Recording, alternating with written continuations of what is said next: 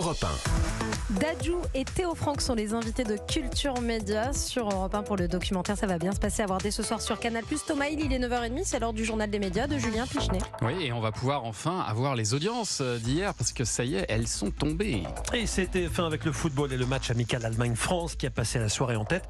5 500 000 téléspectateurs ont regardé la France perdre contre l'Allemagne, soit 28% du public qui est face au football. La stagiaire a bien résisté, la série avec Michel Bernier a même fait mieux que la semaine dernière, 3,8 millions contre 3,7 millions, 18% des téléspectateurs. Sur la troisième marche du podium, le film de France 2, Je voudrais que quelqu'un m'attende quelque part, avec Jean-Paul Rouve, qui a été regardé par 1 800 000 personnes. Sur la cible phare, la femme responsable des achats de moins de 50 ans, sachez que c'est le téléfilm d'M6, Respire, avec le chanteur Calogero qui faisait ses débuts en tant qu'acteur, qui a fini deuxième derrière le foot avec 15% de part de marché. Calogero qui sera bientôt l'invité de Culture Média au passage.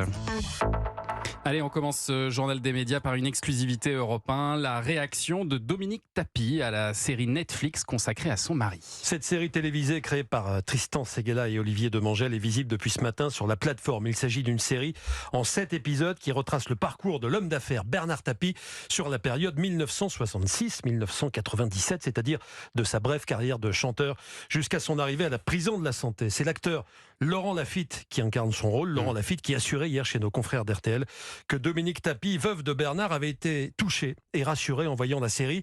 Mais ce sera à elle de s'exprimer, avait rappelé l'acteur. Nous avons justement joint Dominique Tapie, qui est incarnée dans la série Netflix par Camille Japy. Elle tenait à donner sa version. C'est une exclusivité Europe 1.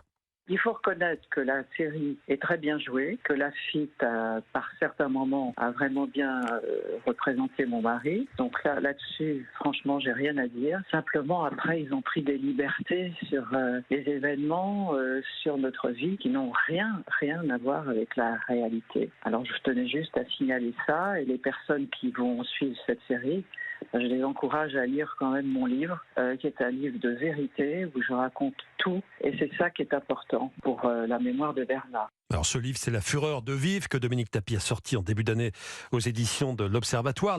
La veuve de Bernard Tapie considère que tout ce qui concerne la vie privée dans cette série est soit faux, soit approximatif. Par ailleurs, la série la présente comme une businesswoman qui a accompagné de très près toutes les affaires de son mari.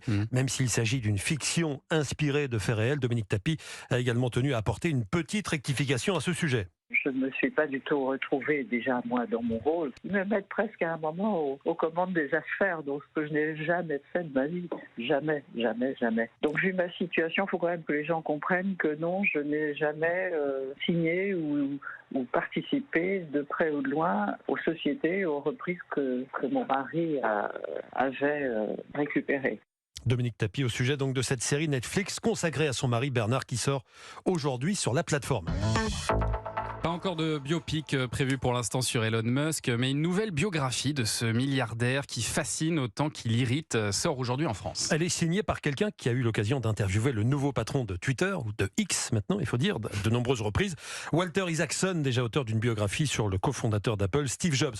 Dans ce livre, Elon Musk est décrit comme un grand enfant qui reste marqué par sa jeunesse, durant laquelle il a été victime de harcèlement à l'école. Walter Isaacson évoque sans surprise un personnage complexe, attiré par les drames, obsédé par la conquête de l'espace et dont les méthodes de gestion seraient souvent brutales. Elon Musk serait atteint du syndrome d'Asperger, ce qui explique d'après Musk lui-même qu'il n'est pas toujours très doué pour les relations sociales. Le livre aussi en dit un peu plus sur ses colères, paraît-il effrayantes, qui lui prennent quand ses employés le déçoivent. Il est décrit d'ailleurs dans ces moments-là comme un véritable démon. Le livre intitulé sobrement Elon Musk fait aussi le compte du nombre de ses enfants vivants connus. On en serait à 10 selon cette biographie. La Ligue de foot professionnelle a lancé son appel d'offres pour les droits télé sur la période 2024-2029. La mise à prix s'élève à 800 millions d'euros par saison. Vincent Labrune, le président de la LFP, espère qu'on montera au milliard, montant qui n'a jusqu'ici jamais été atteint. On verra ce que proposent les candidats. Et s'il y aura des enchères, en attendant, ils ont un mois pour présenter une offre jusqu'au 16 octobre précisément. Les candidats, parmi lesquels Canal+, Amazon ou encore la plateforme DAZN, ont le choix entre deux lots, soit les 2 plus belles affiches du week-end plus l'affiche numéro 4, soit les 6 autres matchs.